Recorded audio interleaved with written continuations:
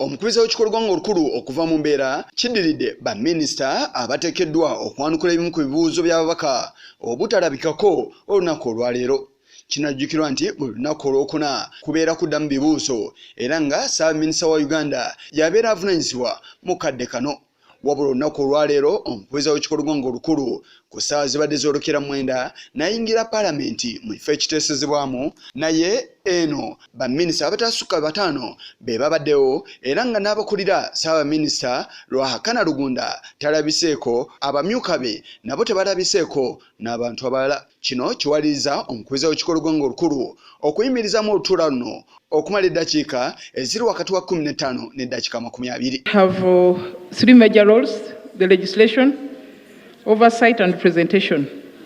The items of this Thursday, the first 2 hours under Rule 26 are the representational role of the members of Parliament.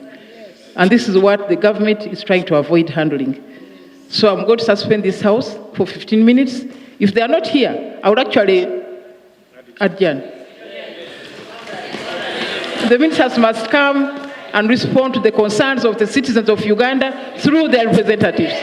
15 minutes suspension. Wabula oluvannyuma lw'oluwummulamu baminisita abatali bamu balabiddwako nga banguwa okwesoga ekisenge kino, wabula kino tekiremesezza mukubiriza w'ekikolwa olukulu omukyala Rebecca Kadaga okwongezayo olutuula lw'olwaleero. Oluvannyuma lw'ekikolwa ekikoleddwa omukubiriza w'ekikolwa olukulu Rebecca Kadaga ekyokwongezaayo olutuula okutuusa Ssabbiiti ejja, ababaka abatali bamu boogedde ku nsonga eno era nga eyaliko minisita avunaanyizibwa ku mpisa n'obuntu bulamu James Butuulo asabye omukubiriza w'ekikolwa olukulu ekintu kino okukirowoozaako omulundi omulala ng'ababaka bonna we bali.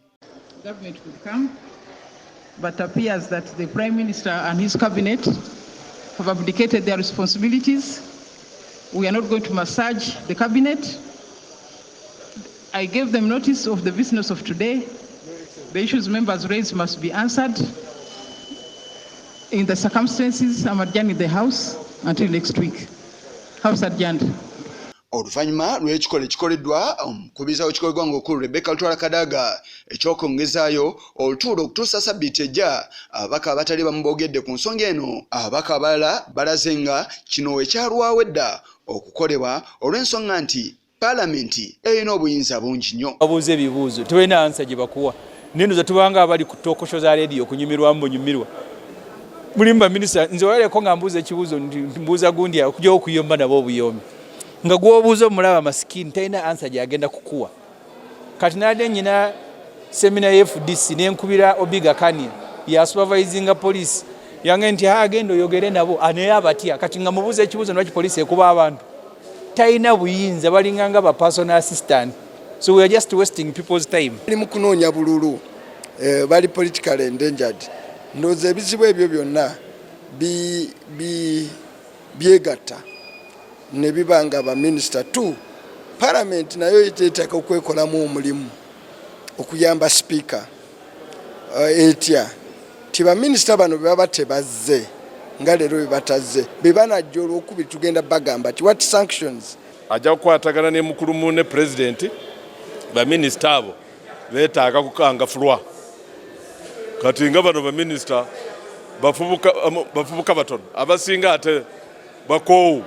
Kale bw'obeera ne kabineti eno ng'ejjudde abakoowu ebyo ebivaamu weesanga nga kati bali mu mmotoka beebase wali mu parking. Tusobodde okwogera ne minisita Muluuli Mukasa era ng'alina kyayogedde ku lutuula lw'olunaku olwaleero. Okulaba nti obuvunaanyizibwa wano mu Paalamenti butuukirizibwa ate n'obuvunaanyizibwa eri mu minisita nabwo bukola ki butuukirizibwa. Kyemanyi nti akulembera government business mukadde waffe w'ekitiibwa Right Honorable Prime Minister, ndowooza ensonga eno ajja gitunulamu era tulabe nti basobole okubeerawo balance, buli ludda lubenga ebyalo bituukirizibwa bulungi. Guno si gwe mulundi ogusose nga omukubiriza w'ekikolwa olukulu oba omumyuka we alabula baminisita okwebulankanya mu ntuula za Paalamenti. Kigongo ku lwa Channel 44 Oleggulo.